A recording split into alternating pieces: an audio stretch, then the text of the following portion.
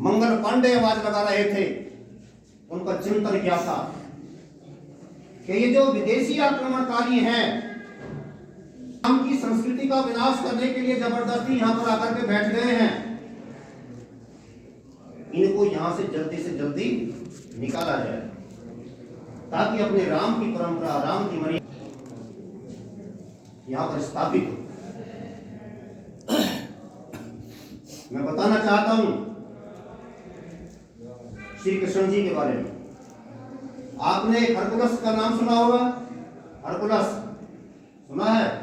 एक साइकिल आया करती थी हरकुलस नाम की। किसी बच्चे ने सुना है? नहीं। यहां से श्री कृष्ण जी का नाम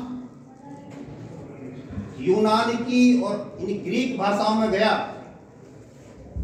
तो माननीय झा साहब वहां जाकर के वो हिरक्लीज हो गया। जैसे सिंधु का हिंदू हुआ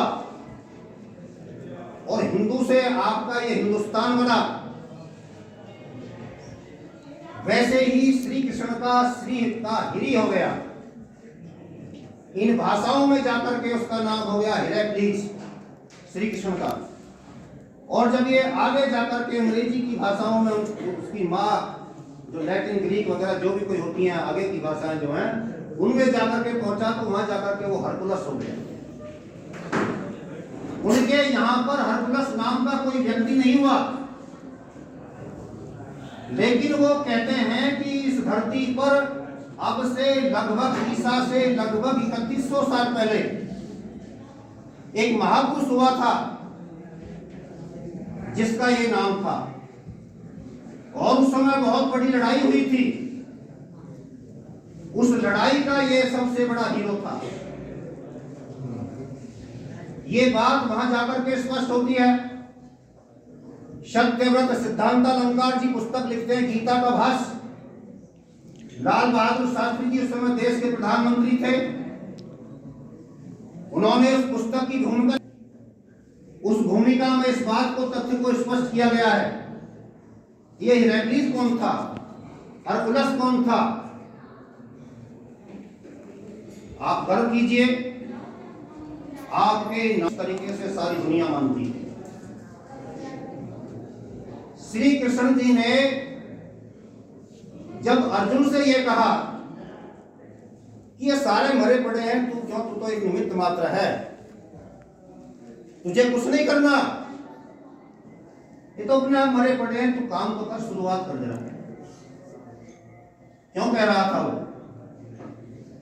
श्री कृष्ण जी इस बात को क्यों कह रहे थे? उन्होंने देखा कि क्षत्रियों का सबसे बड़ा काम अत्याचार को रोकना होता है, और जब कहीं पर जिस किसी पर भी आफत आ रही हो, जो व्यक्ति संसार में किसी भी निरीह को, निरपराध को सता रहा हो,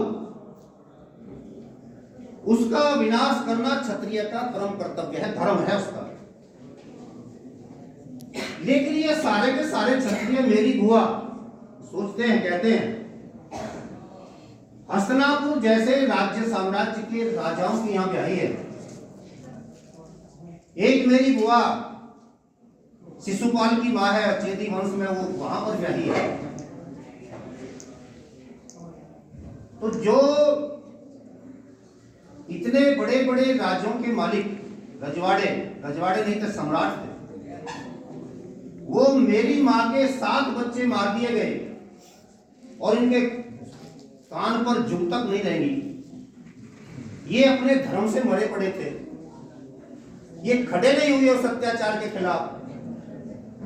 तो श्री कृष्ण जी को यह बात स्पष्ट हो गई थी कि इनका तो समय आ गया, क्योंकि धर्म से पतित हो चुके हैं, धर्म से भ्रष्ट हो चुके हैं। इसलिए अर्जुन से कहा कि अर्जुन तू खड़ा हो, धर्म से पतित व्यक्ति का, धर्म से भ्रष्ट व्यक्ति का, पथ से भ्रष्ट व्यक्ति का अंत करने के लिए ज्यादा ताकत की जरूरत नहीं होती, उनके साथ तो अपने आप में धर्म आकर के जुड़ जाता है। इसलिए उनका विनाश तो निश्चित है, तो खड़ा हो।